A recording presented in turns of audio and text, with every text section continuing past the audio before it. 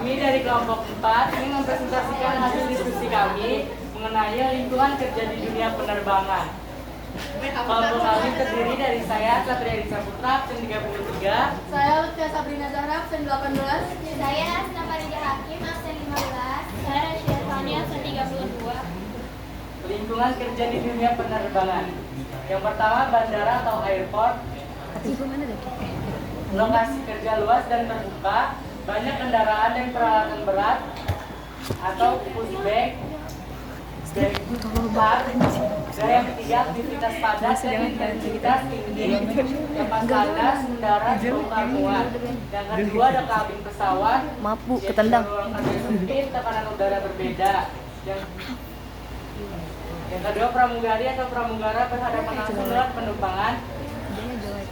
Yang ketiga, waktu kerja bisa lama dan melelahkan atau penerbangan internasional. Belum, maaf. Kepencet. Yang ketiga, menara pengawas dan ruang kendali. Ada diperlukan konsentrasi tinggi dan beban kerja mental berat. Kau harus tepat dan cepat mengambil keputusan. Yang keempat, hangar dan bengkel pemeliharaan. Ada tempat teknisi dan mekanik bekerja dan dapat terpapar bahan kimia, suara bising, dan peralatan berat. Potensi bahaya kerja. Yang A ada fisik, suara mesin pesawat atau kebisingan, cuaca yang ekstrim seperti panas, hujan, dan angin kencang, lalu getaran dan tekanan tinggi saat lepas landas atau mendarat. Lalu yang B ada bahaya kimia, paparan bahan bakar pesawat atau altur, pelumas, cat, dan cairan pembersih.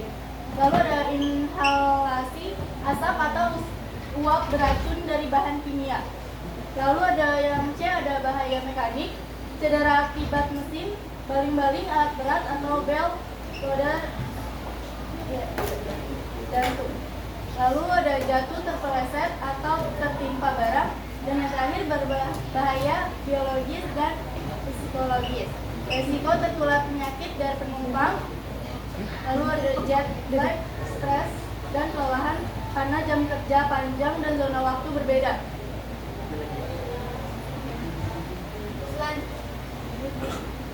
Penerapan perilaku K3, pemakaian APBD atau alat pelindung diri. APD ya. Ada rompi reflektif, pelindung telinga, helm, sarung tangan, dan masker digunakan sesuai jenis pekerjaan untuk melindungi diri dan resiko kerja. Yang kedua ada penerapan SOP atau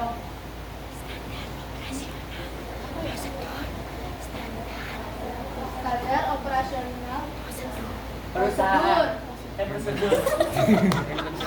Standar operasional prosedur. Setiap tugas dilakukan sesuai prosedur tetap, seperti pengecekan pesawat berdasarkan checklist dan komunikasi standar antar kru dan petugas.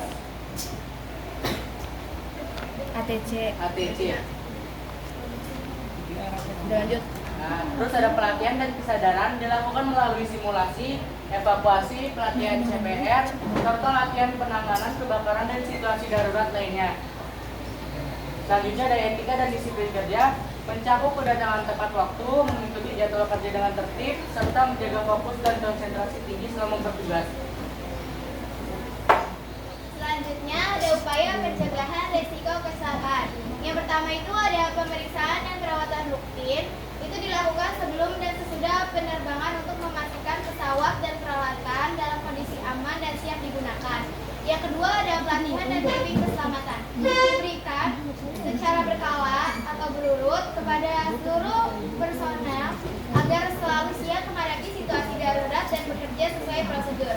Yang ketiga ada penerapan SOP, standar operasi prosedur, membantu memastikan pekerjaan dilakukan dengan aman dan sesuai standar. Dan terus yang keempat ada rambu dan tanda bahaya dipasang di area berisiko tinggi sebagai peringat bagi petugas agar selalu waspada.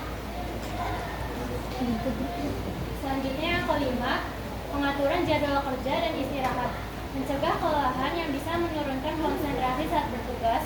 Yang keenam, penggunaan alat pelindung diri atau APD seperti rompi, pelindung telinga, dan helm wajib bagi petugas lapangan.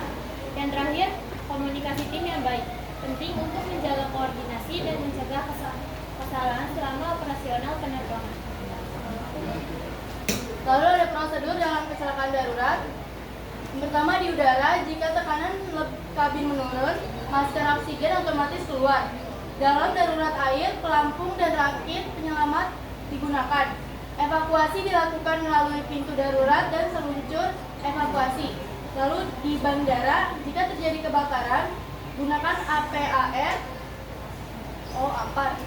gunakan APAR dan aktifkan alarm. Jika ada cedera, segera lapor ke petugas medis bandara. Lalu ada prosedur penanganan. Personel dilatih untuk sangkap darurat, evakuasi penumpang menjadi prioritas, dan insiden dilaporkan untuk evaluasi sistem.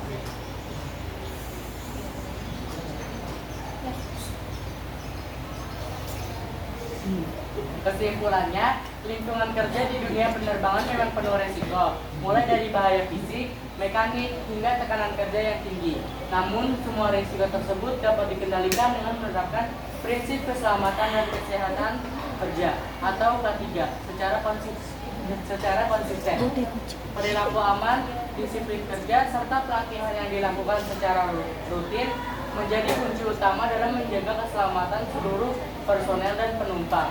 Selain itu, kerjasama tim yang solid sangat diperlukan untuk mencegah kecelakaan dan menangani situasi darurat secara cepat dan tepat. Sekian presentasi dari kelompok kami, kurang lebihnya mohon maaf. Wassalamualaikum warahmatullahi wabarakatuh. Waalaikumsalam.